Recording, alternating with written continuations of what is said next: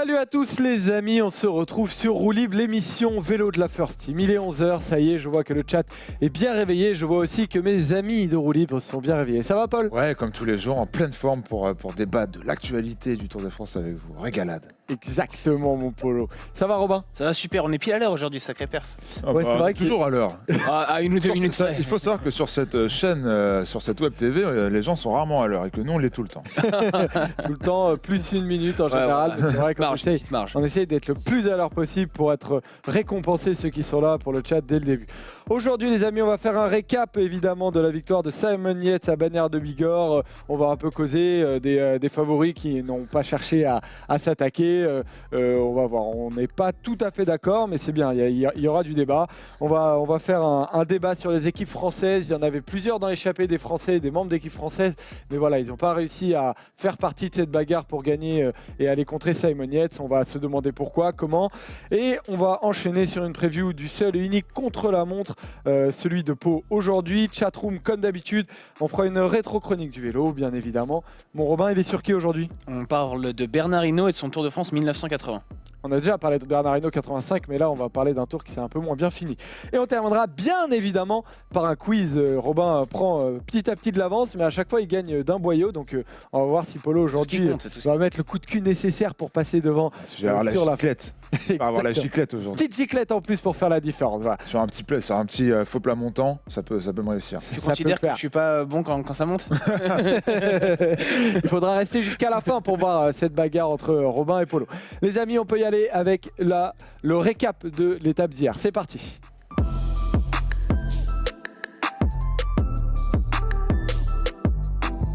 L'étape d'hier, comme je l'ai dit tout à l'heure, a été remportée par Simon Yates à Bagnères de Bigorre. Il a réglé un groupe de 3 avec Pello Bilbao et Gregor Mühlberger. Alors pour rappeler comment ça s'est passé, il y a eu un groupe de 38 qui s'est formé une heure après le départ de Toulouse. Il y a eu plusieurs attaques dans la Hourquette, Clark, Roche, Franck.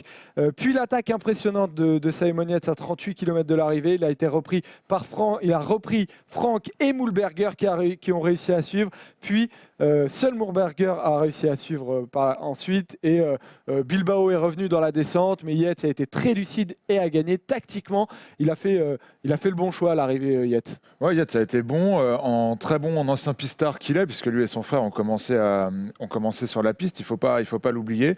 Il en a gardé assez. Il s'est mis en dernière position. Il a lancé son sprint en premier.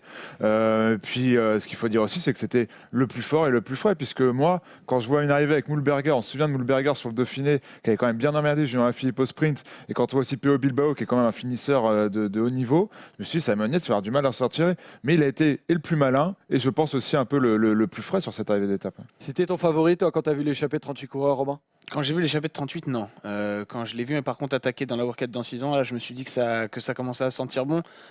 Sur le groupe de 38, on avait notamment son coéquipier Matteo Trentin qui était favori, je pense, s'il y avait eu une arrivée groupée. Après, par contre, lui, il a très très bien manœuvré et je pense qu'il avait l'ambition peut-être de s'isoler seul quand il attaque. Il ne doit pas se douter qu'il y en a deux qui vont... Plusieurs, c'est compliqué. Voilà, et oui, t'as pas tort. mais je pense pas qu'il se dit qu'il va avoir des mecs qui vont prendre sa roue. Il est quand même censé être une jambe au-dessus de ces mecs-là. Mais après, ouais, comme dit Paul, il a très bien manœuvré dans le final et j'ai l'impression que c'est le seul qui était au courant qu'il fallait prendre le dernier virage en tête. Donc il s'est positionné devant au moment de le prendre, un peu à la Valverde qui toujours est très fort dans des finales d'étape de ce genre-là. Voilà. Ensuite, une fois que tu as viré en tête, il restait peut-être 100 mètres après le virage, c'était impossible de remonter. On avait un peu peur en ce début de Tour de France pour son équipe, la Mitchelton. On se demandait s'il fallait vraiment sacrifier Simon Yates pour son frère. Et puis finalement, victoire de Daryl Impey et victoire de Simon Yates. Tout roule. Ouais, tout roule. Adam Yates bien placé au classement général. Simon Yates, de toute façon, on le savait. À partir du moment où il sort du Giro, on sait que il va vivre un Tour de France compliqué. Mais voilà, il l'a bien dit à l'arrivée devant les micros des journalistes. Aujourd'hui, c'était une vraie chance pour lui. Il l'a bien saisi et c'est très intéressant ce discours, vu qu'on va parler des équipes françaises après, qui pour le coup devraient peut-être s'inspirer justement des bons coups sentis de ces coureurs-là notamment. Non, tout va bien pour la Mitchelton Scott, rien à dire de plus. Déjà 2 victoires d'étape, leur leader placé au général. On verra cet après-midi, ça risque d'être un peu plus dur pour Adam Yates cet après-midi, mais pour l'instant, rien Rien à signaler, c'est cool. Zdenek Wood nous dit Mühlberger a très mal joué, il devait gagner. Là, Josh nous dit Yates a été très costaud au sprint quand même, je ne le voyais pas gagner sans se débarrasser de ses adversaires. Le peloton, on va commencer à parler des favoris. Le peloton est arrivé avec 9 minutes de retard. Et c'est simple, les 8 premiers qui ont passé la ligne de ce peloton, c'est les 8 Ineos. Donc l'équipe a pris le contrôle de cette étape, Robin, et n'a rien laissé passer. Je crois que c'était assez attendu, même si Paul espérait secrètement au fond de lui que ça se bagarre sur cette On Ourquette dans 6 l'espérait ans. tous, et ce serait triste de ne pas un peu l'espérer. Non, mais t'as raison. Je suis d'accord avec toi, il faut être optimiste avant les étapes, mais il y a aussi une part de réalisme qui nous disait hier que à la fois le profil de cette étape avec le sommet de la Ourquette dans 6 ans à 30 bornes de l'arrivée et ce qui arrive en plus aujourd'hui et encore plus demain et dimanche avec les deux arrivées au sommet et le contre-la-montre fait que tout le monde en a gardé sous le pied. Je crois qu'on peut reprocher à personne, aucun des favoris, de se préserver pour le chrono parce qu'il y a beaucoup plus à perdre aujourd'hui qu'il n'y avait à gagner hier. Oui, non, mais clairement, après une nuit de sommeil et la frustration peut passer. Évidemment que la journée d'aujourd'hui est tellement importante. C'est peut-être pour moi la journée la plus importante de ce Tour de France, vu qu'on sait très bien, et l'équipe avait sorti une analyse, on en parlera peut-être plus tard, dans la prévue notamment, mais comme quoi les Tours de France se gagnaient davantage en contre-la-montre qu'en montagne sur les 10 dernières années. Évidemment qu'il ne fallait pas se mettre à la planche hier. Moi, c'est mon petit côté romantique et spectateur, surtout qui voulait qu'il se passe un truc, mais il ne s'est rien passé. C'est, comme l'a dit Robin, logique. Après, il ne faudra pas non plus avoir des regrets à l'arrivée, quoi. C'est tout. Mais pour l'instant, il y a encore des belles choses à faire en montagne. Déjà dès demain au Tourmalet, donc on verra. C'est demain, si c'est escamoté comme ça l'a été hier, on pourrait être très très déçu et taper sur les coureurs. Hier, ils avaient à la fois la prévision de ce qui arrivait et en plus un profil qui honnêtement n'était pas optimal pour une grande bagarre. Dites-nous dans le chat là, qui est bien réveillé, si oui ou non vous étiez déçu tout simplement hier. Vous avez le droit, hein, comme Paul, de l'être un tout petit peu. Dentiste moi nous dit on ne peut pas reprocher aux Ineos de ne pas casser les pattes des favoris avant le CLM. C'est vrai que ce petit rythme en tout cas permet à tout le monde de se régénérer et d'avoir une mais je crois que bagarre. Ça leur bénéficie aussi à Ineos parce que Thomas a abordé le chrono bien frais. C'est le meilleur moyen de mettre une minute à tout le monde, quoi. Et puis Ineos, il se rassure aussi, tu vois. On les a vus peut-être un peu en difficulté en tout début de tour, mais plus les jours passent, plus il se rassure. Hier, il termine à 8, c'est 12, je viens de le voir dans le chat, c'est 12% du groupe qui était à l'arrivée. Voilà, là maintenant, ils sont en ordre de marche, ça va être vraiment chiant de les bouger, ne serait-ce que demain déjà. Jake Dack nous dit on est forcément un peu déçu, mais on s'y attendait, comme dit Robin, on a une part de réalisme, et voilà, un peu déçu. Les Ineos paraissent tellement forts que c'en est encore une fois écœurant. C'est vrai qu'hier, ils ont envoyé un sacré message. Parlons du cas Rohan Dennis. L'Australien, pour ceux qui n'ont pas suivi, a tout simplement disparu au cours de l'étape et on s'est demandé déjà où il était à un moment. Puis finalement, ils ont essayé d'aller voir Laurent Jalabert, Thomas Vauclair, puis tous les journalistes présents sur la route du Tour ont essayé d'en savoir plus. La Bahrain Merida nous disait qu'il ne savait pas du tout où il était. Absolument incroyable ce qui s'est passé avec Rohan Dennis. Ouais, il a finalement rallié l'arrivée. Ils l'ont retrouvé à Bagnères de Bigorre où ils se sont rendus compte que leur coureur était quand même venu jusqu'à la ligne. Mais ouais, c'est assez rocambolesque. Hier soir, on avait plus d'infos, mais on n'en savait pas non plus. On savait pas exactement ce qui était passé par la tête de Rohan Dennis. Il avait l'air en conflit ouvert avec sa direction, avec Bahrain Merida, avec ses directeurs sportifs. Apparemment, ça s'est chauffé hier matin au quart de l'équipe Bahrain Merida. Ça s'est réchauffé pendant l'étape entre un des directeurs sportifs au nom slovène assez imprononçable et Rohan Dennis une nouvelle fois, voilà. et à un moment, donc, Dennis a dit j'arrête là. Il est monté dans la voiture d'un autre directeur sportif en disant ne me parlez pas. Voilà, et dans la soirée, on a eu un communiqué assez laconique de l'équipe Bahrain Merida qui finalement ne nous donnait aucune info. Et les seuls... Il dit tout simplement qu'il est déçu de quitter la course et que l'objectif du contre-la-montre était réel et qu'il reviendra. Ouais. C'était plutôt la bonne décision de s'en tirer. Ça, c'est ce qu'il dit sur Twitter, mais le communiqué officiel de son équipe publié, je pense, un tout petit peu plus tôt, était encore moins expansif. Il donnait encore moins d'infos. Et apparemment, voilà, c'est juste qu'il y a il s'entend pas du tout avec un de ses directeurs sportifs et ça l'a fait un peu vriller. C'est ce que disait un de ses directeurs sportifs, c'est qu'il a un caractère spécial comme tous les champions. Ouais, c'est quand même surprenant de quitter un Tour de France comme ça la veille du chrono. Son directeur sportif aussi, dont le nom je ne m'y risquerai pas, disait aussi quand même en sous-main, ça transpirait dans cette décla. Il n'y a pas eu de problème ce matin, mais c'est vrai que c'est quelqu'un de spécial. Déjà, ça commence à pas sentir bon quand tu dis ça. Comme le sont tous les champions, là, tu essayes de mettre un peu d'eau dans ton vin. Disons qu'il est à 100% quand il veut quelque chose. Ça non plus, c'est pas très cool, mais ce n'est pas évident de satisfaire tout le monde tout le temps. Voilà, donc alors, à partir de ce point de vue-là, c'est des hypothèses et on est vraiment dans dans la fiction, puisqu'on ne sait pas vraiment ce qui s'est passé. On en parlait un peu hier tous les trois. Moi, je pense qu'il y a il y a deux raisons majeures à cette brouille. Je pense que la première, c'est son leadership dans cette équipe et ce qu'il voulait faire. Bon, il a pris des tirs en ce début de tour, mais il voulait vraiment briller sur l'étape d'hier notamment, et je pense qu'on a dû lui interdire de s'échapper. Enfin, on l'a pas obligé à perdre 1h20 en général. Oui, non, mais au-delà de ça, c'est aujourd'hui, l'étape d'hier, je veux dire, où là, je pense qu'il voulait s'échapper, qu'on Il a a dit tout essayé, simplement il a non. essayé d'aller dans les châteaux au essayé, mais début justement- et c'est revenu derrière. Moi, je pense qu'il voilà, il avait voulu essayer d'y aller, qu'on a dû lui dire non, que ça l'énervait, et que ce matin au briefing, on lui a dit tu ne t'échappes pas, tu gardes tes forces pour le chrono. Et puis aussi cette histoire de matériel et de ce vélo de chrono qui n'est peut-être pas assez suffisamment bon. On le voit dans ses résultats Ouais, depuis le début d'année. T'es champion du monde du chrono, tu dois quand même y aller sur le chrono. Non, mais clairement. Mais après, lui, c'est ce qu'il avance aussi. Il n'a pas eu des résultats incroyable depuis le ses début de résultats l'année sont en pas fous, contre-la-montre, hormis le prologue du Tour de Suisse qu'il Non, mais remporte. c'est ça. Et puis, je pense aussi qu'il y a un problème aussi d'identité sportive chez Romain Dennis qui il pense depuis bien trop longtemps que ça peut être un coureur de classement général. Il voit le modèle Sky, Ineos, ces rouleurs qui deviennent des grimpeurs. Je pense qu'il Fallait aller là-bas si vous voulez. Hein. Non mais voilà, s'il Il a veut y pas arriver, suivi il va là-bas avec les méthodes magiques, les marginal gains d'Ineos qui pourraient lui permettre de performer. Mais le fait est que Romain Dennis reste avant tout un excellent rouleur et qu'il ne peut pas briller au meilleur niveau dans la montagne. Il a déjà essayé, il s'est déjà cassé les dents. Et là, le problème, c'est qu'en essayant de briller dans la montagne, je le trouve aussi moins bon cette année en contre-la-montre. Et je pense que lui, ça doit lui travailler dans la tête tout Je ça. fais un petit point d'ailleurs sur ses résultats en contre-la-montre depuis le début de l'année, puisqu'il était à BMC l'année dernière. Il fait 3e sur le Tour UAE, c'était un contre-la-montre de 16 km. Il fait 10e sur un contre-la-montre de 21 km sur le Tirreno. 22e sur le contre-la-montre du Tour du Pays Basque. Il faisait 11 km. Pays Basque, c'était vallonné par contre. Et ensuite sur le Tour de Californie, il n'y en a pas. Il gagne le prologue du Tour de Suisse, mais par contre le contre-la-montre de 20 bornes à Goms, il fait seulement 6e, Robin. Ouais, c'est pas des bonnes paires, c'est sûr, surtout quand tu as le maillot de champion du monde. Alors après, est-ce que Rohan Dennis est vraiment le meilleur rouleur du peloton? Je suis pas sûr. Il est quand même censé être dans les 3-4 références Je du pense peloton. qu'il l'était l'année dernière, mais que je sais pas, sa prépa pour cette année n'était pas une prépa tournée vers la performance en contre-la-montre, mais plus de la performance en montagne. Et de toute façon, ce chrono du Tour de Suisse où il finit 6e, où il reprend même pas 10 secondes sur Bernal, je crois, Ouais. il montre bien ça, c'est qu'il se trompe d'objectif en fait, Rohan Dennis. Peut-être qu'il y a aussi une histoire de matériel, on ne sait pas, de toute façon on est vraiment dans la fiction là, mais oui, clairement, Rohan Dennis et Bahrain Merida, ça ne marche pas. On va voir ensuite comment l'équipe Bahrain Merida va gérer ce cas-là. C'est totalement inédit d'ailleurs, je pense. On n'a jamais vu ça. On rappelle qu'il est en contrat jusqu'en 2020 avec l'équipe parce que ça peut largement valoir un coup, un renvoi ou je sais pas quoi. Oui, puis ils peuvent On va casser le suivre contrat à l'amiable, entre guillemets. Voilà, exactement. Tout le monde serait content.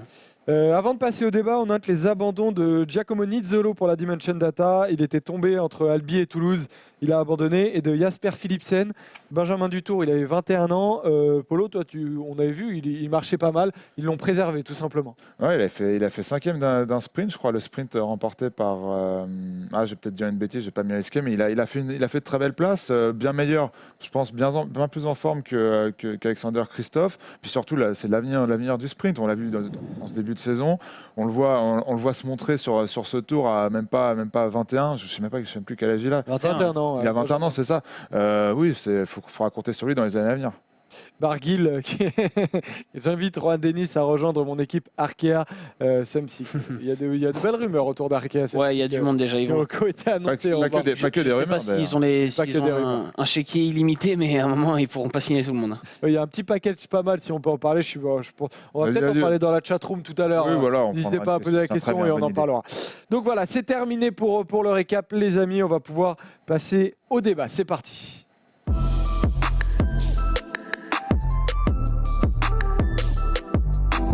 Le débat du jour, il est sur les équipes françaises. On avait dans l'échappée Mathias Franck, Tony Galopin, Oliver Nassen, Pierre-Luc Périchon, Julien Simon, Lilian Calmejane et le Danois aussi, je crois qu'il y était. Je ne l'ai pas noté, mais je crois qu'il y était. Au final, Calmejane a attaqué dans Pays-Ressourdes, mais s'est fait reprendre. Mathias Franck a tenté, mais a vu passer un TGV avec Simon Yates. Ça va pas fort. Donc on se pose cette question. Équipe française, pourquoi ces cata, Polo ? C'est une très bonne question, mais je pense que tout simplement, déjà, ils sont moins forts que les autres. Les coureurs intrinsèquement sont moins forts. C'est peut-être moins bien dirigé. Moi, il y a quand même des coups tactiques tentés par des équipes françaises depuis le début de la semaine qui me surprennent beaucoup. Je parlerai que de l'équipe Total Direct Energy qui font m'échappe. Pareil pour les Cofidis aussi. Où on a vu un réseau Serrada prendre une échappée sur une étape qui ne lui convenait pas forcément, alors que la montagne arrive, notamment chez lui dans les Pyrénées. Il y a beaucoup de choses qui vont pas. Je sais pas sur lequel point taper en premier, mais problème de jambes, je pense qu'ils sont tout simplement moins forts, et aussi problème tactique, parce qu'il y a des choix vraiment incompréhensibles. Romain. Non, moi je trouve qu'on est beaucoup trop sévère avec les équipes françaises et le bilan de Paul là il est hyper sombre. Moi je serais beaucoup plus positif. C'est pas exceptionnel ce qu'ils sont en train de faire, mais déjà il faut distinguer, pas mettre tout le monde dans le même sac. Il y a des équipes qui sont en train de faire un mauvais Tour de France, il y en a d'autres qui font pour moi un bon Tour de France. Donc il y a eu des années bien pires, il faut quand même se rappeler. Mais qui fait un bon Tour de France? On parle pas de la FDJ évidemment. Non, bah alors déjà quand on dit équipe française, on est obligé de, malgré tout, si on n'en parle pas beaucoup dans ce débat, de l'avoir en arrière-pensée, de se rappeler qu'il y a quand même une équipe qui est en train de jouer le classement général et de faire un bon Tour de France. Et pour moi, l'équipe Cofidis fait pour le moment un très bon Tour de France. On voit là le tableau juste derrière Joseph, la meilleure place de Cofidis avec une 6e place de Julien Simon.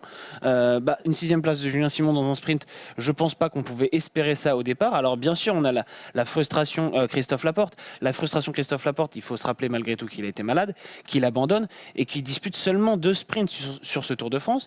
Qu'en plus, c'est pas des sprints qui sont amenés à lui convenir. Christophe Laporte, on sait que régulièrement sur les premiers sprints du Tour, où tout le monde est au top, c'est pas là qu'il arrive à faire des bonnes places, c'est plus une fois que la montagne est passée, parce que lui il l'encaisse mieux que beaucoup d'autres, et on l'avait vu l'année dernière notamment à Pau où il fait 2e du sprint derrière Arnaud Démare.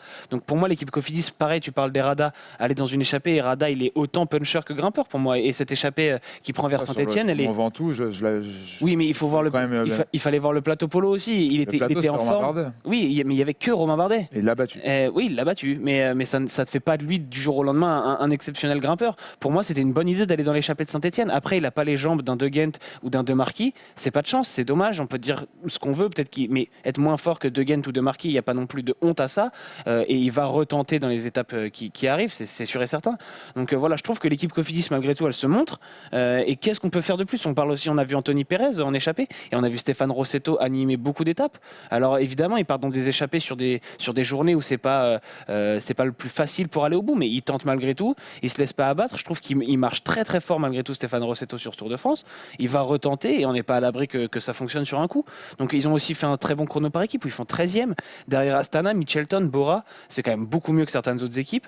Et il y a cette malchance avec Edek qui est malade, qui abandonne, Laporte aussi.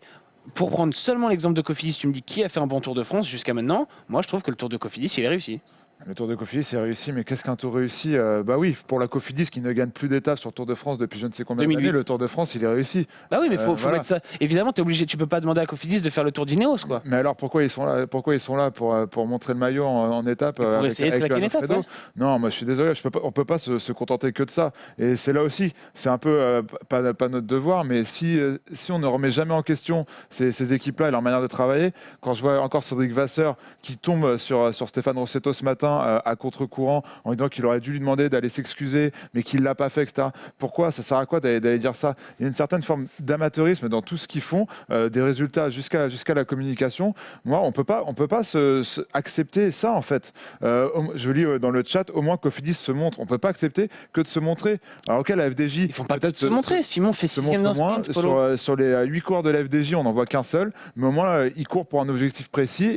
Mais tu n'as pas Thibaut Pinot, tu vas pas faire la course de la FDJ, de la Groupama FDJ, alors que tu n'as pas de leader pour le général. Tu peux pas courir de la même façon. Alors, on peut aller sur la course d'AG2R qui envoie c'est raté, on est d'accord. Qui envoie encore trois mecs dans l'échappée hier, qui font un top 7, je crois, avec Oliver Nassen. On a vu un Tony Galopin qui a tenté des trucs. Mais on est d'accord qu'hier, Polo lui-même, Robin, en tout cas, disait qu'il avait fait des erreurs tactiques. Et c'est vrai que la manière avec laquelle ils ont utilisé leurs 3 coureurs peut prêter à... Non mais Simon Yates, il grimpe mieux que tous les mecs qui étaient dans l'échappée. On parle d'un mec qui a gagné la Volta, qui a porté le maillot rose pendant 10 jours. Avant même, donc quand il attaque, c'est normal que Galopin il soit lâché. Hein. Je suis d'accord avec toi, mais maintenant, quand tu sais que Simon Yates est meilleur à la pédale, est-ce que c'est pas la bonne idée, par exemple, d'attaquer plus dans la descente de Pays-Ressources que d'attaquer dans la dernière montée? C'est super loin, Joseph. C'est super loin, mais de toute manière, Mathias Franck, il a quasiment aucune chance en partant parti, par exemple. Oui, d'accord, mais il y avait Mitchelton Scott qui était avec Matteo Trentin dans cette échappée, et je pense que personne n'avait imaginé que Simon Yates allait tout faire péter. Et je pense qu'on pensait emmener ce groupe-là dans un sprint en petit comité, et que la G2R La Mondiale se dit, avec Nathan et Galopin notamment, parce que Franck allait être moins utile sur la fin d'étape, on peut faire un coup. Nathan, c'est un mec qui roule fort, Galopin aussi, qui peuvent tenter de sortir à une dizaine de kilomètres, ou même à 5, ou même faire le coup de la flamme rouge. Galopin au sprint, c'est pas non plus un peintre après une étape comme ça. Je pense qu'il peut faire plus ou moins jeu égal avec un Trentin. Donc pour moi, l'équipe AG2R La Mondiale se plante parce qu'elle vient pour Romain Bardet, et que Romain Bardet, après 10 jours de course, il est lâché au général. Il n'est pas du tout rassurant parce qu'il est lâché à cause de ses jambes et pas à cause d'un ennui mécanique ou quoi que ce soit. Donc de ce point de vue-là, c'est mauvais. Mais j'ai l'impression que l'équipe AG2R La Mondiale, elle est malgré tout en train de ressortir la tête de l'eau, que depuis le week-end dernier, ça va beaucoup mieux, que Bardet a attaqué à Brioude, que ça ne servait pas à grand-chose, mais que ça a fait du bien à tout le monde psychologiquement. Galopin s'est glissé depuis dans 2 échappées. Envoyé hier 3 mecs dans l'échappée, c'est bon signe. Comment tu l'as interprété d'ailleurs qu'ils envoient 3 mecs en échappée? Est-ce que par rapport à Bardet, ça veut dire bon bah voilà, on va le laisser un peu désormais se débrouiller tout seul. S'il veut remonter, il va remonter un peu tout seul. Parce que 3 mecs enlèves de la pression aussi. C'est vrai. Comment vous l'avez interprété? Moi, je me posais la question. L'interprétation, je pense qu'elle est simple, c'est qu'on est arrivé sur ce Tour de France en mettant tout sur Bardet, comme peuvent les faire, comme l'a fait Astana avec Fuglsang, comme l'a fait la FDJ avec Pinot. Fortune diverse pour toutes ces personnes-là, mais celui qui s'en est le plus mal sorti cette première semaine, c'est Bardet. Et du coup, l'équipe AG2R a décidé de revoir sa stratégie. Donc là, à partir de ce moment-là, il y a 2 lectures. La première, c'est on n'a pas confiance en notre leader, on essaye de jouer sur d'autres cartes, et du coup, on montre à toutes les autres équipes qu'on est un peu fébrile tactiquement. Ou alors, c'est juste qu'on se dit que voilà, on essaye de sauver notre Tour de France, en fait. Et du coup, je sais pas trop comment Mais c'est bon signe, non Tu vas pas. S'ils étaient restés tous hier à 7 autour de Bardet sur une étape où il n'avait pas franchement besoin d'eux pour sauver une je sais combienième place au classement général, on aurait eu raison de leur tomber dessus en disant ça sert à quoi ce que vous faites de rester à 7 autour de Bardet? Là, au moins, ils tentent des choses. Oui, leur Tour de France, c'est pas celui qu'ils avaient imaginé, mais 38 mecs à l'avant, tu as réussi à placer 3 coureurs à toi. Tu as Mathias Franck qui grimpe bien si jamais ça part dans une échappée de grimpeurs. Tu as Nazan et Galopin qui sont des bêtes à rouler si ça part dans ce que c'est parti finalement. Donc moi je trouve que c'était bien joué. Au final ça le fait pas, mais c'est pas une science exacte de partir dans une échappée. C'est pas parce que tu as 3 mecs à toi que tu vas gagner. La vérité, ils étaient là, ils ont fait la course, ils étaient acteurs comme les Cofidis la veille. Donc il y a des équipes françaises qui se ratent. Même le bilan d'AG2R La Mondiale, il est plutôt mauvais. Il penche plus vers le mauvais, mais tout n'est pas acheté non plus. Et pareil, si on parle d'Arkea, où Greipel ne fait pas un bon Tour de France, mais où c'était assez prévisible, mais où Barguil semble plutôt bien en jambes, va arriver sur des étapes qui lui conviennent. Donc voilà, moi je trouve que tout n'est pas acheté. Et tu parlais tout à l'heure de Total Direct Energy, qui est sûrement l'équipe la moins en réussite pour l'instant sur Tour de France. Sur eux, il y a beaucoup de choses à dire, y compris sur l'aspect tactique, mais mettre toutes les équipes françaises dans le même sac, j'ai un peu de mal.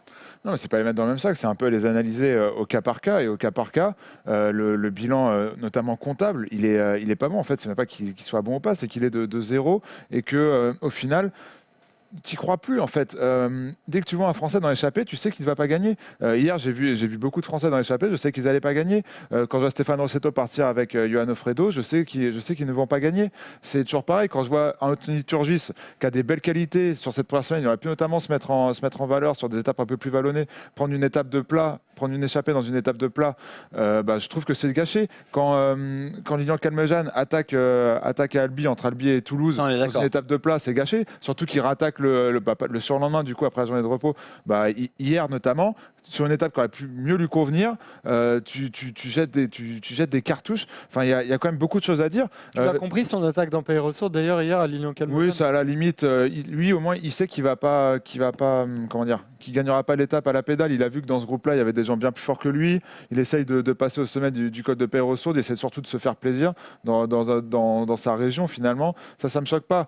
Mais quoi qu'il arrive, tactiquement, il y a tellement de choses à redire. Et puis, au final, Robin, tu l'as bien dit, c'est sûr qu'ils font ce qu'ils peuvent, parce que finalement, ils sont une jambe en dessous des joueurs, soit en échappé ou pas. Quand on juge ce Tour des équipes françaises, des conti-pro, celle de... Voilà, exactement. On a quand même Arkea, Cofidis, Total, par rapport à Wanty. Exactement. Et c'est là où je voulais en venir. Sandro Maurice fait un meilleur Tour de France que n'importe quel coureur de toutes ces équipes dont on a parlé. Non, je suis pas d'accord. Il y a Warren Barguil, il fait une bonne échappée. Il fait 2, 3, il fait au moins top 5 en termes sprint à Saint-Etienne. Hein, il me semble. Oui, mais moi personnellement, je mets ça en relation avec les ambitions qu'avaient ces équipes-là au départ. Quelle est l'ambition d'Arkea, de Cofidis et de Total Direct Energy? C'est simplement de gagner une étape sur ce Tour de France. Ils n'ont aucune autre ambition. Peut-être qu'Arkea a l'ambition du maillot à poids avec Warren Barguil, mais c'est les seules ambitions qu'ils ont, c'est ça, gagner une étape. Donc évidemment, on ne peut pas les juger sur la même chose que comparer avec des Mitchelton Scott, avec des Bora, des équipes World Tour qui ont des budgets faramineux comparés à ces équipes Conti Pro. Voilà, comparons avec Wanty. Est-ce que Wanty fait un meilleur tour que Cofidis? Moi, je trouve pas, personnellement. Moi, je trouve que si. Rien qu'Alexandre Meurice, on va voir Guillaume Martin, qui sera, à mon avis, bien meilleur que n'importe quel coureur de ces équipes-là en Non, mais là, tu montagne. te projettes. Oui, mais Alexandre Meurice, je me Bah oui, projette mais on pas. peut C'était pas- la semaine dernière. D'accord, Et la mais semaine Guillaume dernière, Martin, il a été bien plus fort. Et que ce soit tactiquement ou même au final dans les résultats, c'était beaucoup plus cohérent que tout ce qu'on a vu chez ces équipes françaises. Alors je disais dans le chat que hier, notamment chez AG2R, c'était pas mal d'avoir tenté ces trois échappées. Je suis assez d'accord, ils tentent des choses, mais encore une fois, et là aussi AG2R, qu'est-ce qu'on attend d'eux? C'est plus qu'une victoire d'étape sur le Tour de France par rapport à notamment un Total Direct Energy ou à Cofidis. Et après, moi, j'attends de l'avoir cette victoire de la Total Direct Energy ou de la Cofidis. Ah, je te dis pas parce que qu'elle là, pour l'instant, viendra. on en est loin. Je te dis pas qu'elle est violente, mais de toute façon, tu as 21 étapes sur le Tour de France et t'as pas toutes les équipes qui gagneront. Je vois Wanty, Cofidis et kiff Rossetto Bah oui. fait aussi un bon tour. Moi, je suis d'accord. Donc Rossetto fait un meilleur tour que la Wanty Groupe Gobert et que notamment des Sandro Meurice qui fait des très belles places, qui montent en puissance. Mais ça sert à quoi de faire 5e sur le sprint à Saint-Etienne? Ça sert à quoi de s'échapper toute la journée Et Julien Simon qui fait 6e alors c'est pareil. et faire des déclarations Mais catastrophiques à Julien l'arrivée. Simon qui fait 6e alors à Colmar, c'est la Julien même Simon, chose. ça c'est un bon résultat. C'est ben déjà alors, bien. mais le Tour de Cofidis, il est pas cata. Niveau comptable, Sandro Meurice c'est mieux. Non, on peut pas dire ça. Niveau Bah, si. comptable, c'est 0 victoire pour Wanty, 0 victoire pour Cofidis. Faire 5e, ça, c'est bien, là on le souligne et tout, mais rien que dans 2 semaines. Et puis on se souviendra le sprint pas. de Saint-Etienne, c'est pas Colmar. le non. Ah, pour Meurice, Sandro Meurice. d'accord. Le sprint de Saint-Etienne, justement, c'est pas le sprint de Colmar. C'est pas les. Je vais essayer d'inverser un peu vos points de vue, parce que là, il y a de la tension sur le plateau. C'est très bien, il y a du débat. Polo, Et Maurice, c'est pas dur, mais j'étais pas sûr de la place. Mais il fait 2 ou 3e de cette étape. Est-ce que toi, dans les équipes... Ah non, à Saint-Etienne, c'est à la Philippe Pinot qui font 2 et 3. je parais Non. Saint-Etienne, Philippe gagne. Et derrière, Non, c'est De Gent qui gagne. t'as Matthews, Van Avermaet. Mais c'est pas Saint-Etienne. Alors Saint-Etienne, c'est De Gent à la Philippe Pinot. De Gent Pinot à la Philippe. Alors, Polo, tu sais quoi, tu vérifies. Non, c'est Épernay. Je confonds avec Épernay depuis tout à l'heure. Oui, pardon. Je confonds avec Épernay. Et je voulais vous C'est demander... l'étape d'Épernay dont je parle. Je voulais vous demander, les gars, pour essayer d'inverser un peu vos points de vue. Robin, par exemple, toi, est-ce que tu as des coureurs qui t'ont un peu déçu, Ouais. des coureurs des équipes françaises? Lesquels? J'ai été déçu et frustré de Christophe Laporte, de ne pas le voir mieux sur les sprints et de le voir abandonner. J'ai été déçu de Calmejane quand je le vois attaquer sur une étape de plat. Polo a totalement raison. C'est absurde, surtout avec le week-end qui venait de passer. J'ai été déçu, bien sûr, par Romain Bardet.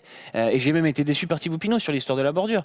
Donc évidemment que si on cherche des coureurs français ou des coureurs dans des équipes françaises qui nous déçoivent, on en a plein. Mais mettre le doigt sur les problèmes individuels, c'est pas pareil que mettre tout le monde, englober tout le monde et dire que les équipes françaises font un mauvais tour. D'accord. Donc du coup, et toi, Polo, inversement, est-ce qu'il y a des coureurs qui t'ont plutôt contenté dans les équipes françaises? Plus compliqué que toi déjà. Bonne question. Pour moi, la FDJ court bien. Mis à part cette bordure, je trouve que leur tour était parfait, que ce soit sur le contre-la-montre. La Cofidis fait un très bon contre-la-montre par équipe. Robin l'a souligné, il faut le dire. Surtout quand on sait la pilule qu'ils avaient prise l'année précédente. Voilà, je pense que les satisfactions, elles sont là. Pour moi, G2R, c'est pas bon. On verra par la suite. Ils ont tenté hier. C'était pas trop mal tactiquement. Après, forcément, oui, les jambes, elles sont pas là. Ouais, non, j'ai envie de te dire ce contre-la-montre de la Cofidis que j'ai trouvé vraiment, vraiment bien.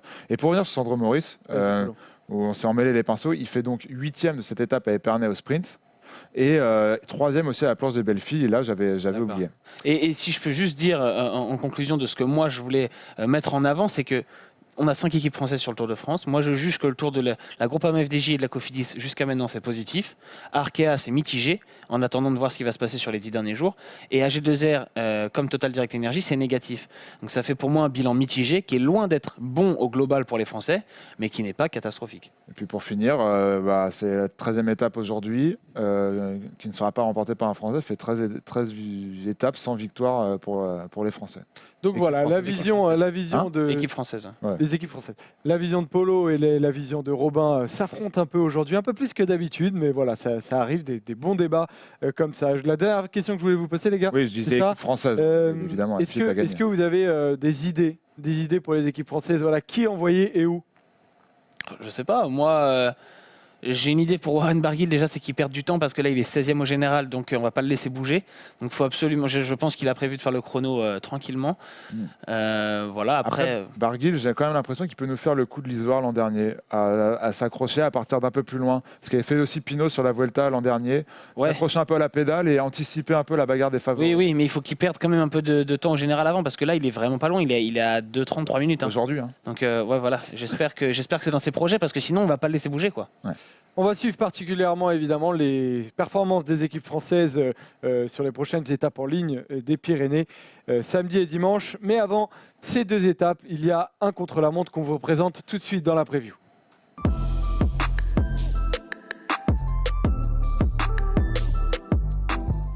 Ce contre-la-montre, le seul et l'unique contre-la-montre individuel, pour rappel. Il y a vu, Joseph, que Arnaud 368 t'aide à tenir ton émission. Il gère le timing. T'inquiète pas Arnaud, tu vas voir, ça va passer tout seul. 13e étape de ce Tour de France, un contre-la-montre de 27,2 km. Il est court, profil accidenté, côte d'Esquillo avec 7% 3 km. Mais il y a aussi, Polo, une côte à l'arrivée avec un petit pourcentage. 17%. Ouais, surtout que je lisais l'interview de Mathieu de la Dagneuse, d'ailleurs, il nous l'explique bien, on a une décla, mais dans cette décla entière, puisqu'on n'a pas celle-là, il nous dit que cette côte d'Esquillo, elle est un peu surcotée, c'est pas 3 km, mais plutôt 1 km vraiment, vraiment difficile.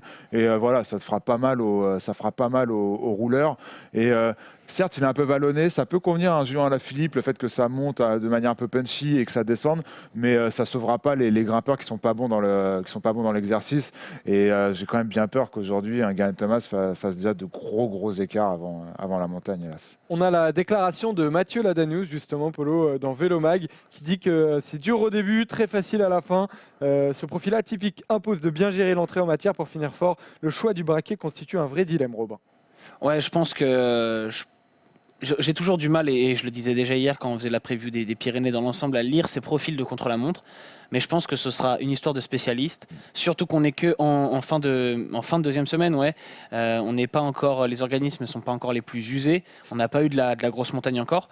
Donc moi, je vois Geraint Thomas rouler sur ce contre-la-montre. J'annonce mon pronostic un peu à l'avance. Et on va évidemment, la question c'est de savoir où va se trouver Thibaut Pinot par rapport à Geraint Thomas.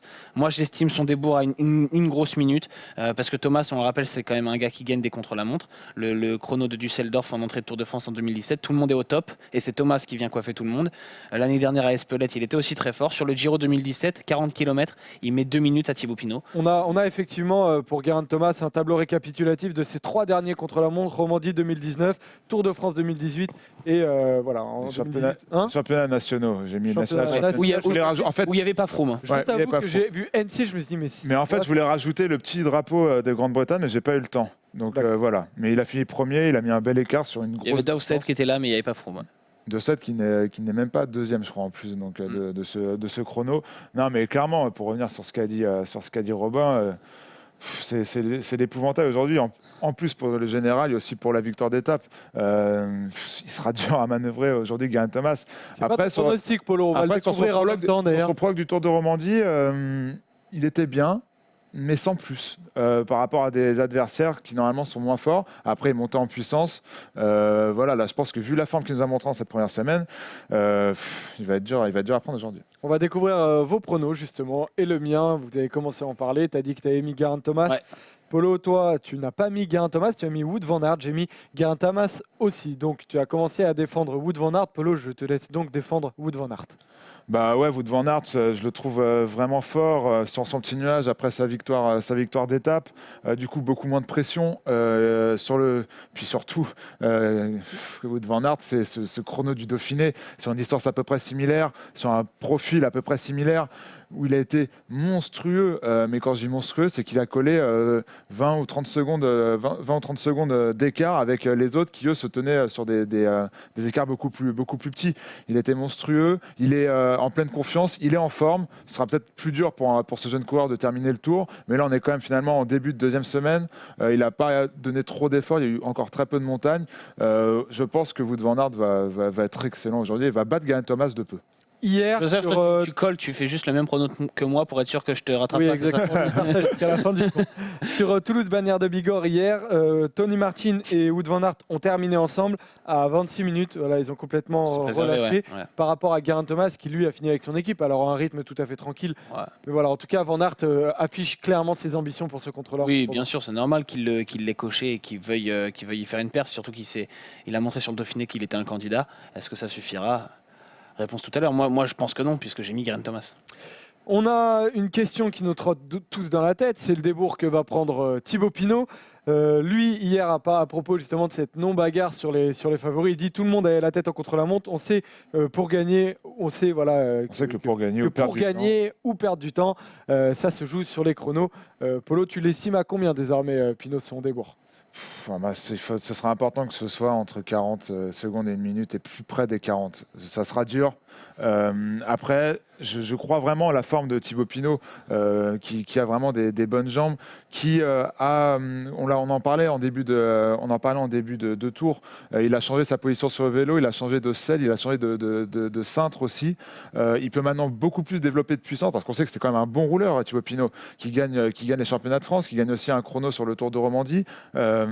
Il le savait, mais il avait des douleurs ces dernières années. Là, il a vraiment tout changé dans sa manière de se positionner. Il a aussi un très bon vélo. La Pierre bosse vraiment bien. On va être encore surpris par Thibaut Pinot aujourd'hui. Je pense qu'il va faire un bon chrono, loin de Thomas, mais 45 secondes, allez, un retard de 45 secondes, ça va vraiment bien.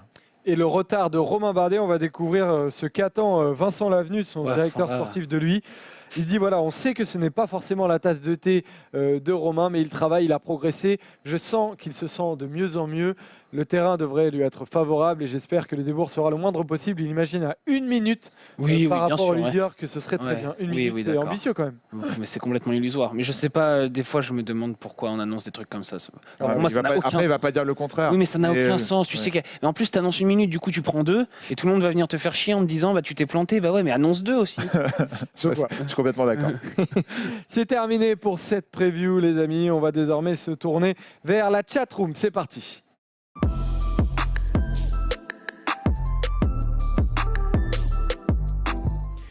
Dans la chatroom, je vois que là, vous êtes en train de parler du débours que peut prendre Bardet. 3 minutes, 2 minutes 30, 3 minutes, 2 minutes 30. En tout cas, vous voyez beaucoup plus comme Robin et comme Polo un gros débours plutôt qu'un débours de 1 minute que peut imaginer Vincent Lavenu. Bernal, avant de prendre la première question, je voulais répondre à un mec qui me disait que quand Pinot gagne le chrono autour de Romandie, c'était un prologue. C'était pas du tout un prologue. Je crois que ça faisait au moins 30 bornes. C'était un peu vallonné. Il y avait une côte au milieu, mais c'était pas un prologue. Voilà. Tony Martin pour la victoire cet après-midi, il va viser en tout cas les premières places, Robin. Ouais, je doute un peu. On l'a vu dans une échappée. De route maintenant. Ouais, on l'a vu dans une échappée il y a quelques jours. C'était Saint-Etienne, il me semble, ou Brioude, je crois, où il était le plus faible de l'échappée en fait. Donc il a sauté très rapidement. C'est plus le grand Tony Martin très clairement et non, je pense pas qu'il sera un candidat à la victoire. J'ai vu la question sur Nairo Quintana passer. Alors si vous n'avez pas suivi, Nairo Quintana va signer chez Arkea Samsic à partir de l'année prochaine dans un espèce de package assez auquel on ne s'attendait pas. Il y a du Diego Rosa, il y a surtout son frère qui a aussi pesé dans la balance, Paul. C'est très bien pour Arkea Samsic, c'est génial. Quintana est encore très en forme, il le sort aussi l'an prochain. Diego Rosa est un très bon coureur. Tu lui ramènes son frère, donc c'est cool pour l'intégration, pour le fait qu'il ne soit pas non plus abandonné à lui-même dans une équipe française où ça ne doit pas beaucoup parler espagnol, mine de rien. Non, je suis vraiment excité de cette nouvelle. Après, on va voir si le professionnalisme qu'il avait chez Movistar, il le retrouve aussi chez Arkea. Ça, c'est peut-être moins évident. Mais ce qu'il faut se dire, c'est que chez Movistar, il était aussi dans un cocon où il n'avait pas forcément à performer, pas forcément à se remettre en question pour continuer de toucher son salaire, j'ai envie de te dire. Donc non, c'est cool. Il y a beaucoup de... Je suis assez excité par cette nouvelle. On verra l'année prochaine. Avec un Barguil en plus à ses côtés, ça peut être cool. Robin? Ouais, moi j'ai des doutes sur le fait que ça fonctionne. Enfin, je sais pas, c'est quelque chose qui m'intrigue vachement. Il sera pas meilleur que cette année. Ouais, ça me questionne beaucoup ce transfert, mais bon, ils ont l'air d'être tous Non, mais très contents. par exemple, est-ce que vous voyez Quintana aller sur le Tour de France avec Barguil ou Barguil viser Giro et Vuelta, avoir des bons leaders? Ouais, enfin ça, pour faire Giro et Volta, faudrait être en World Tour ou invité. Hein. C'est pas gagné ça. Hein. En tout cas, non, ils seront tous les deux sur le Tour de France. Emmanuel Hubert, le manager d'Arkea, a dit voilà qu'il a déposé une première demande auprès de l'UCI qui ne sera pas pour l'année prochaine, mais donc, dans 2 ans. C'est-à-dire que l'année prochaine, le Giro et la Volta, t'oublies. Alors peut-être que tu auras un des deux où tu l'auras. Si Quintana, un des deux, mais tu seras pas sur les 3. Hein. Bourgman ou Yates, quel est le meilleur rouleur? C'est une excellente question. Ça dépend un peu des profils d'échappée. Je dirais qu'il Yates. Je dirais Yates aussi, mais pas de beaucoup. Yates a fait un très bon chrono sur le Dauphiné. À l'image de Simon Yates, finalement, c'est des gens qui viennent de la piste et c'est des gens qui savent rouler et qui savent développer du braquet, même si c'est des profils finalement de grimpeurs. C'est pas des mauvais rouleurs les deux. Et je pense qu'Adam Yates, oui, est un peu meilleur que Bourgman en chrono, mais on le verra de toute façon cet après-midi. Pourquoi on n'arrive pas à avoir des Français forts en chrono et en montagne pour pouvoir vraiment jouer la victoire finale, Robin? Vaste question. Ouais, alors ça, c'est la grosse question. Pourquoi, même juste en chrono, en fait, les coureurs français sont loin du niveau des meilleurs, des Britanniques, des Australiens, même des Suisses. C'est une question de formation, mais après, voilà, il y a une culture du chrono qui est beaucoup plus importante, notamment dans les pays anglo-saxons, où on roule beaucoup sur piste aussi. En France, c'est moins développé. Voilà, après, forcément, si on cherche des grimpeurs, on trouve des grimpeurs, et si on cherche pas de rouleurs, on trouve pas de rouleurs, j'ai envie de dire. El Rouge nous demande, Bernal va perdre combien de temps, va se comporter comment, pardon, je ne change pas la question, va se comporter comment je vois des questions sur Qatar. Va se comporter comment Egan Bernal, Paul? Moi, je pense qu'il va être bon. Egan Bernal, c'est un très bon rouleur. On l'a vu sur le Tour de Suisse, justement, où il fait jeu égal presque avec un Rohan Dennis, alors que les deux se battaient pour le classement général. Il a déjà montré qu'il savait rouler. Il va perdre du temps sur son coéquipier, mais il ne va pas en perdre beaucoup. Après, il faudra voir du coup hiérarchiquement comment ça va se passer dans la montagne. Mais aujourd'hui, il n'y aura pas de gros écarts, notamment face à un Geraint Thomas. Et je pense que des favoris, derrière Geraint Thomas, ce sera le meilleur rouleur. Robin. J'en ai vu qui demande si je peux terminer dans le groupe des favoris au sommet du Tourmalet. J'aurais voulu en parler demain, mais comme je ne suis pas là demain pour l'émission, je voulais dire que je pense que je termine une bonne demi-heure derrière le groupe Eto. Voilà. Voilà, c'est terminé sur ton débours est à peu près une heure pour annoncer un temps. Pour annoncer un temps, même si c'est un peu honteux. Ça date un petit peu, ça date d'il y a 4 ans. J'avais fait 1h50 sur le Tourmalet par la Mongie, donc le côté le plus dur. Mais 1h50, c'est vraiment ridicule. Je pense tout le monde me lâche dans le chat. Mais voilà. C'est lui qui osera dire que c'est ridicule. C'était pour annoncer un temps. On va l'emmener sur les pentes du Tourmalet parce que faire le Tourmalet, c'est quand même une sacrée performance. Aussi longtemps qu'on le veut. Voilà, c'est terminé pour la chatroom. On répondra aux questions Marion Rousse ou Gianni Longo une prochaine fois. C'est promis, mon cher. Et même pas obligé d'y répondre. On vous laisse deviner voilà, ceux qui posent ces questions-là. C'est terminé pour la chatroom. On va passer à la rétro-chronique du vélo. C'est parti.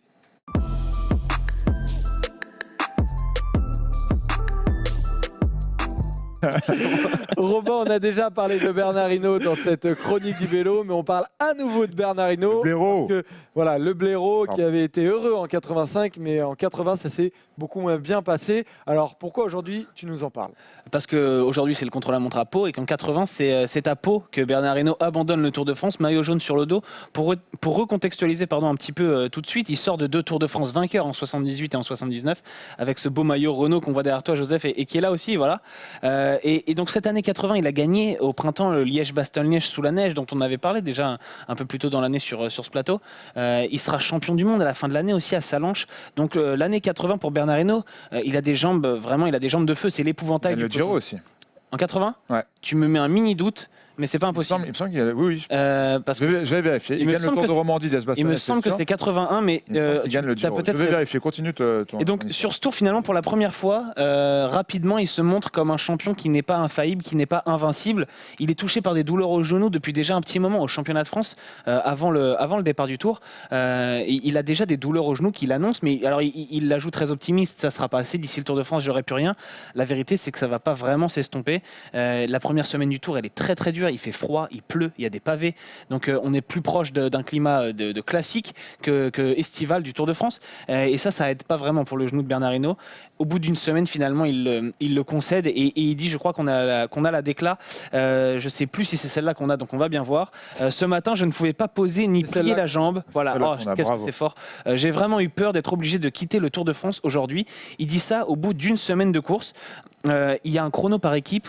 Bernard Hinault, qui est l'épouvantail des chronos à l'époque, demande à ses coéquipiers de l'attendre, de ralentir. Dans les bosses, il ne peut prendre aucun relais. Pendant la moitié du parcours, il saute ses relais. Donc vraiment, c'est très inhabituel. Chez Renault, on essaie de se convaincre que ça va aller mieux, que le soleil va revenir sur la route du Tour, que le genou de Bernard Hinault va se remettre dans le bon sens et que ça va aller. Sauf que la vérité, c'est qu'au pied des Pyrénées, Bernard Hinault, il a seulement 21 secondes d'avance sur Job Zoetemelk, son principal rival. Il fait un chrono kata la veille. Exactement, il rate son contre-la-montre aussi, Bernard Hinault. Alors que d'habitude, c'est sur les chronos qu'il faisait l'avance sur Zoetemelk. Il continue de souffrir entre Agen et Pau. Du coup, il comprend. Bernard Hinault, après 50 bornes, il sait qu'il va terminer cette étape, mais qu'après, ce sera terminé. Et il dira des années plus tard, devant la souffrance, finalement, je suis un homme comme les autres. À l'hôtel, il peut même plus monter les escaliers. Et en vérité, le staff, donc Cyril Guimard, qui est le manager de l'équipe Renault, et ainsi que le médecin de l'équipe, sont au courant que si, à l'approche des Pyrénées, Bernard Hinault a encore des douleurs, alors il faudra abandonner. Et on a vu les unes qu'on a vu derrière, Tour 80, le duel entre Zoetemelk, Hinault qui gagne les 2 années précédentes. Paul, à ce moment-là, toute la France en parlait. Et donc, voir Hinault qui galère en ce début de Tour de France, c'est un énorme choc en France. Je pense qu'il y avait un peu de ça. On l'attendait. Il a déjà double vainqueur du Tour de France. Il s'annonce comme le favori ultime de cette course. Mais il y a aussi ce début de tendinite sur ces championnats de France où il finit deuxième. Et finalement, même lui a tenté de s'en persuader, où il voulait pas trop alarmer, pas trop faire parler de lui dans la presse. Mais finalement, il a tenté de rouler avec cette douleur. Il fait pas un mauvais début de Tour, mine de rien. Il prend le maillot jaune quand même, hein, voilà. sur le prologue. Le lendemain, il a le contre-la-montre par équipe où il tire son équipe Renault, qui n'est pas une très bonne équipe en contre-la-montre. Ça va s'inverser, comme tu l'as dit, sur le deuxième contre-la-montre. Il y en avait des contre-la-montre à l'époque. Et finalement, oui.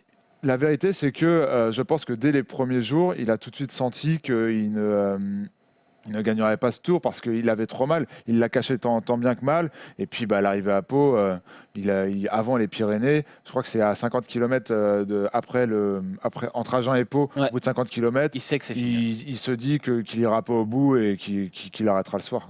Romain Puissieux, rompu, nous dit que ça aurait été le seul à faire Giro, Liège, Tour de France. Ah, c'est une bonne stat, ça. Ouais, c'est pour dire à quel point la performance aurait été exceptionnelle. Mais ce qui a fait la légende de ce Tour de France 80, de cet abandon d'Hinault, Robin, c'est la manière avec laquelle Bernard Hinault a quitté le Tour de France. Ouais, c'est assez rocambolesque parce qu'en fait, ni Hinault ni Guimard, donc son manager, ne veulent faire état de la nouvelle, veulent alerter la presse parce qu'ils se disent que sinon ils vont avoir une nuée de journalistes à l'hôtel.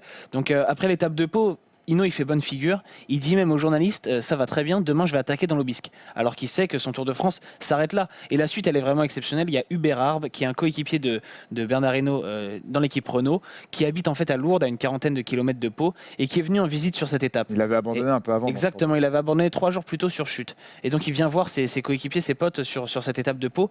Guimard va le voir et lui dit, mange avec nous, je vais avoir besoin de toi. Donc Hubert Arbe vient à l'hôtel le soir, à l'hôtel Continental de Pau. Personne n'est au courant. Les coéquipiers d'Hinault ne savent pas qu'il va abandonner. Et à table, Guimard donne la marche à suivre à Hubert Arbe. Il lui dit, et il me semble qu'on a la déclare là encore, il dit, va chercher ta voiture. Bernard arrête et je ne veux pas que les journalistes lui tombent dessus. Attends-le dans la cour derrière les cuisines. Donc c'est vraiment rocambolesque au possible. À 22h30, Hinault et Guimard, ils préviennent Félix Lévitan, qui est le directeur du Tour de France à l'époque et directeur du journal Le Parisien. Il est en train de dîner avec Georges Marchais, à l'époque secrétaire général du Parti communiste, et il se voit prévenir que Bernard Hinault, le français maillot jaune, va quitter le Tour de France. Très très rapidement, la presse est au courant, débarque à l'hôtel, mais il n'y a déjà plus personne. Bernard Hinault a filé par les cuisines, justement. Il a rejoint Hubert Arbe, qui rentre en voiture jusqu'à Lourdes. La femme de Bernard Hinault, Martine, les rejoindra dans la nuit, et à la sortie de la ville, à un feu rouge, il y a quelqu'un qui reconnaît Bernard Hinault dans la voiture d'Hubert Arbe. Hinault est complètement parano, il lui dit fonce, il faut que personne ne nous suive. Tout le monde un peu chez Renault est parano, Hinault, Guimard, tout le monde se dit que les journalistes vont réussir à le retrouver. Finalement, il y a une chasse qui s'organise, mais personne ne retrouvera jamais Hinault, et il parlera seulement quelques jours plus tard, le blaireau, pour expliquer ce qui s'est passé et pourquoi. Et Guimard expliquera lui aussi des années plus tard, Bernard voulait partir en dehors de toute publicité, il n'a pas voulu subir la curée, celle où tout le monde se précipite pour recueillir la première larme, la première réaction. J'ai regardé un documentaire sur ce Tour 80 et ce moment avec le JT. du soir, parce que c'est à 22h, Ouais. c'est très tard le soir qu'il abandonne. Et on voyait effectivement tout ce monde qui était là, et notamment ce directeur sportif, Cyril Guimard, qui veut absolument protéger Bernard Hinault. Et c'est une image de Bernard Hinault, Paul, qu'on n'avait pas forcément. On avait une image de Bernard Hinault, double vainqueur sur le tour, grand, fort. Et là, pour une fois qu'il a une petite faiblesse, en fait, il est parti en catimini. Bah ouais, je pense qu'il était vraiment meurtri et qu'il voulait pas que les gens le voient comme ça. Il voulait pas accepter la défaite et ne pas accepter la défaite. Et c'est exactement ça. Ce n'est pas l'affronter en face. Mais par contre, je trouve que au-delà de l'histoire un peu rocambolesque, je trouve que c'est assez marrant finalement. C'est très à la Cyril Guimard. Et ce qui est cool. Mais ce que j'ai lu, c'est qu'il y avait un journaliste du quotidien des Pyrénées à l'époque. Enfin, je sais plus comment s'appelle ce quotidien. Qui lui a tout de suite senti, en fait, il a tout de suite senti que Guimard disait aux journalistes sur la conférence de presse du soir avec le RP de l'équipe, il leur disait qu'il était rentré en Bretagne, qu'ils étaient en train de rouler pour rentrer en Bretagne. Ce journaliste pyrénéen, il disait ça m'étonnera, il est tard et tout. J'ai quand même appelé son coéquipier, je sais qu'il vit à Lourdes, pas loin d'ici, je vais quand même l'appeler. Il tombe sur sa femme au téléphone et sa femme lui dit oui, Hinault est là. Et eux, en fait, ils roulent jusqu'à Lourdes et ils font une espèce de planque un peu comme les flics en attendant le lendemain matin. Et le lendemain matin, quand Arp va chercher le petit-déj, il les voit et il leur dit ah, c'est vous, j'étais sûr que c'était vous, machin. Et le journaliste lui demande est-ce qu'on peut avoir un petit mot de Hinault, demandez-lui, dites-lui qu'on est là, machin. Et Hinault sort avec sa tasse de café, il leur dit non, moi je voulais en fait exactement ce que tu as dit, c'est que je voulais que personne me voit comme ça. Et j'ai trouvé cette histoire assez marrante, cette histoire de planque où tout le monde, en fait, toute la France était à la recherche de Bernard Hinault, ouais. comme Juan Denis hier, quoi. Et donc une fois que Bernard Hinault a quitté ce Tour de France, la question se pose. Qui va remporter ce Tour de France 1980? Alors on a vu une image derrière de Bernard Hinault qui pouvait être un favori à sa place. Jean-René Bernaudot, pardon. Jean-René Bernaudot, voilà, qui devient, pourquoi pas, un favori. Mais c'est pas Jean-René Bernaudot, voilà, qu'on voit dans cette interview où il réagit justement le matin au départ à l'abandon de Bernard Hinault. Mais c'est pas lui qui va remporter ce Tour de France. Oui, en vérité, c'est assez limpide parce que l'homme qui a fait deuxième derrière Hinault les années d'avant, il s'appelle Job Zoetemelk et il est en parfaite position à l'approche des Pyrénées. Et il n'y a pas vraiment de plus grand favori que lui, que le Néerlandais. Alors, il y a un geste malgré tout le lendemain, l'étape entre Pau et Luchon, où Job Zoetemelk ne veut pas porter le maillot jaune, un peu à la façon d'Eddy Merckx le lendemain de l'abandon d'Ocaña sur le Tour 71. Il se sent pas leader. Voilà, exactement. Il dit je ne me sens pas leader aujourd'hui. Bernard est le leader jusqu'à ce soir, mais le soir même, il reprend le maillot et il ne fera ensuite que le conforter. Alors, il termine devant un autre Néerlandais qui est Nick Wieper, mais ce Tour de France, c'est vraiment celui de Zoetemelk. C'est le tour d'un aboutissement finalement de la persévérance. Ça vient récompenser 10 années de dévouement au Tour de France, parce que Zoetemelk court son premier tour en 70. Entre 70 et 79, il termine quand même 5 fois deuxième. C'est le recordman de deuxième place. Exactement. Plus que Raymond Poulidor. 6 fois au total. Et donc, surtout, 16 Tours de France, le départ de 16 Tours de France pris par Zoetemelk, 16 tours terminés, donc 0 abandon, et 11 fois sur 16 dans les 5 premiers. Rendez-vous compte le ratio de Job Zoetemelk sur ce Tour de France. On le disait presque vainqueur, mais en fait, c'était pas vraiment pour ses deuxièmes places, c'était plus pour ses années intermédiaires entre les années Merckx et les années Hinault, où il n'a pas gagné, parce qu'il n'y a aucun regret finalement à terminer derrière Merckx et Hinault. En revanche, en 76, il a eu pas mal de regrets quand il termine 4e, et c'est un tour remporté par Lucien Van Impe qui est plutôt inattendu. Donc voilà, Job Zoetemelk a laissé passer à certains moments sa chance, mais il s'est rattrapé en 80 avec ce maillot jaune qui sera la seule victoire de Job Zoetemelk sur le Tour de France, mais qui viendra récompenser l'ensemble d'une carrière, j'ai envie de dire. Une des raisons pour lesquelles Job Zoetemelk a enfin gagné le Tour de France, Paul, c'est grâce à son équipe qui était monstrueuse en contre-la-montre. Son équipe était monstrueuse, elle a gagné partout sur ce tour en contre-la-montre par équipe. Je crois que sur le deuxième chrono, il place. J'avais la stat là, je vais essayer de la rechercher. C'est la tire à l'aigle qu'on voit sur une illustre en noir et blanc. La tire à l'aigle, c'est assez fou en fait. C'est qu'ils avaient placé, je crois, 5 ou 6 mecs dans les 11 premiers, mais c'est un délire comme ça. Sur un chrono ? Ouais, sur un chrono. Voilà, il y en a 6 dans les 13 premiers sur le deuxième contre-la-montre de ce tour 80. Donc c'est aussi l'accomplissement d'une équipe qui était programmée aussi pour gagner, qui s'en tire bien avec le genou de Bernard Hinault. Mais à partir du moment où le blaireau était plus là pour défendre ses chances, c'était du tout cuit. quasiment 1000 Il fallait pas se victoires. rater aussi. Et Ouais. Zotemek, c'était déjà raté, tu l'as bien dit. Et quasiment 1000 victoires pour l'équipe Tiralec dans son histoire en 10 ans d'existence de 74 à 83 avec des coureurs mythiques. La meilleure période, j'ai envie de dire, c'est entre 78 et 83. Pendant 5 ans, ils ont tous les leaders néerlandais. Ils ont bien sûr Zotemelk, ils ont Jan Raas qui est champion du monde sur ce Tour 80, qui gagnera l'Amstel notamment, qui gagnera beaucoup de classiques, le puncher. Ils ont le rouleur Gerrit Knetemann qui est peut-être le seul concurrent de Bernard Hinault sur les chronos à l'époque. Donc ils ont vraiment une armada comme on n'en fera plus jamais, je pense. Et on a une photo de Joop Zoetemelk avec un de ses équipiers, qui est la diapositive 49, mon cher Thomas, si tu veux me la trouver. On Les voit consignes à la régie sont précises. cette photo qui est en couleur. C'est toujours sympa de voir des photos en couleur dans ce genre de rétro pour voir à quoi ressemblait Ouais. le. Il était beau le maillot, hein. Il était Franchement, vraiment ouais, magnifique. Hein. Et Ouais. pourquoi on ne l'a pas sur le plateau, Robin? Ouais, parce que j'ai pas les sous. Et ouais, il manque un petit Molteni bien violet, un petit tir à là, ce sera Mais franchement, on va en acheter, les gars. Allez. Je vais en acheter parce que c'est vraiment des maillots géniaux à avoir, Ouais. ce genre de maillot. Tiralec, rétro. il est magnifique et puis il est mythique en plus. Donc voilà. C'est terminé pour cette rétro chronique du vélo. Est-ce que Robin, tu as noté de qui on parlait demain? Alors on va pas parler d'un coureur en particulier, on parlera du Tourmalet, l'ascension la plus empruntée de l'histoire du Tour de France, et je laisserai l'honneur à Paul pour faire cette rétro, puisque demain je ne serai pas là. Voilà, je ferai une petite chronique sur le Tourmalet. C'est pas la... Je suis content parce que c'est finalement, on se rend pas compte, mais faire des rétros, préparer des chroniques tous les jours, c'est vraiment beaucoup de travail. Et là, je tombe pas sur la rétro la plus difficile à faire, donc je suis assez content, mais j'essaierai de faire aussi bien que Robin. J'en doute pas, je doute pas des qualités de Paul. Non, on n'en doute pas. On va se régaler, j'en suis sûr et certain. C'est terminé pour cette rétro chronique du vélo du jour et on va passer au quiz. C'est parti.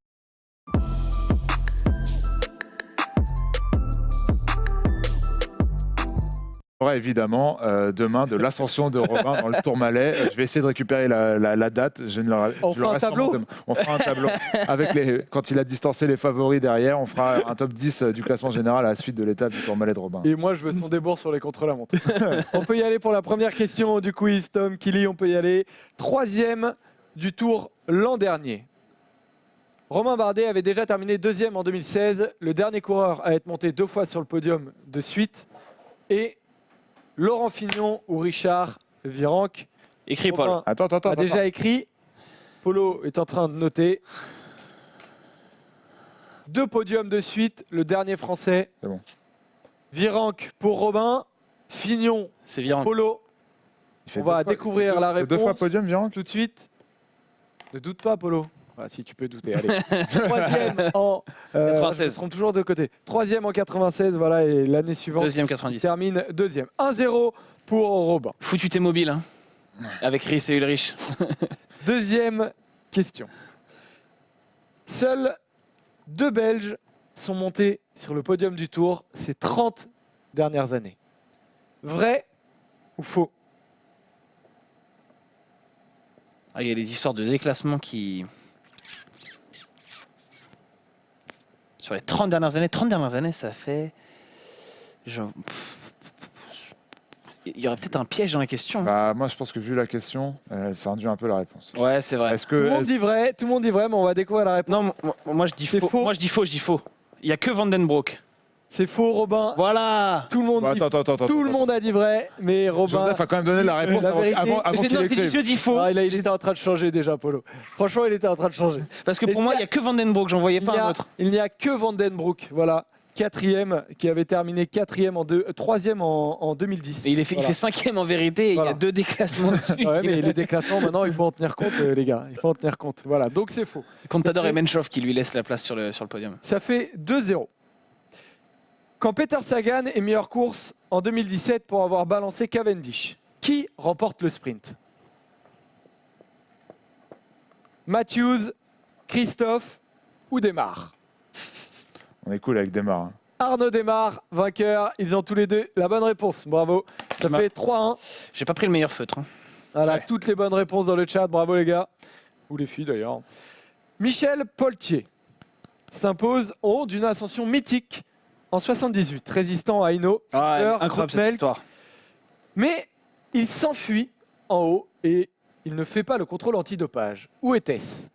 Ventoux, Puy-de-Dôme. Ça, c'est cadeau pour Alpe Robin. d'Huez. Ça, moi, je vais mettre au pire, j'en ai aucune idée. Il avait une poire dans son short et il pissait pas vraiment. En fait, 70. il mettait de l'urine qui était clean alors que lui était chargé jusqu'à la moelle. Et il y a quelqu'un qui l'a noté dans le dans le chat. Il est au courant. Exactement. Fuite Dôme pour Polo, Alpe d'Huez pour Robin. La bonne réponse, on va la découvrir. Alpe d'Huez. Ah ouais, non, ça je savais pas. Rendons à César, hein, ce qui appartient à César. Je n'avais Ça fait donc aucune idée. 4-1 pour Robin. Dernière question. Luis Ocaña, vainqueur du Tour 73, a porté plus de 20 jours le maillot jaune. Vrai ou faux?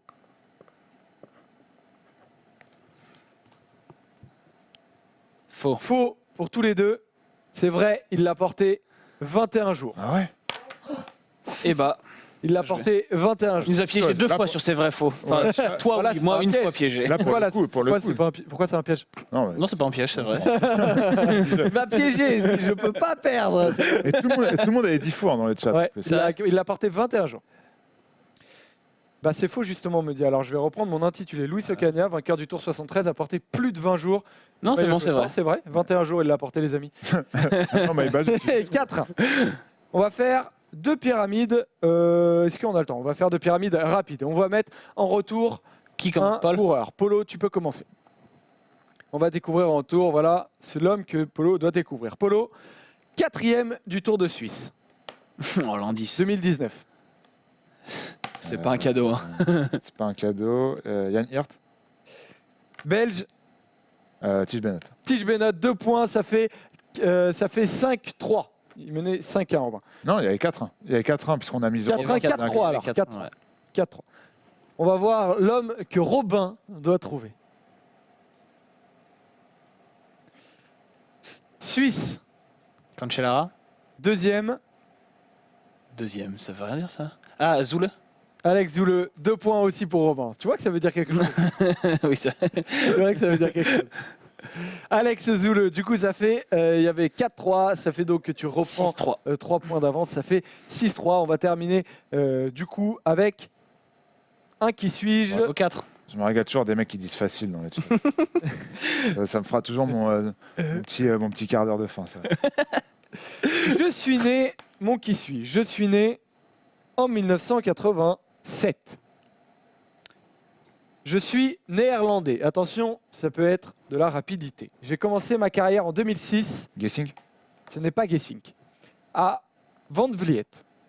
Et j'ai signé immédiatement en 2007 à la Rabobank.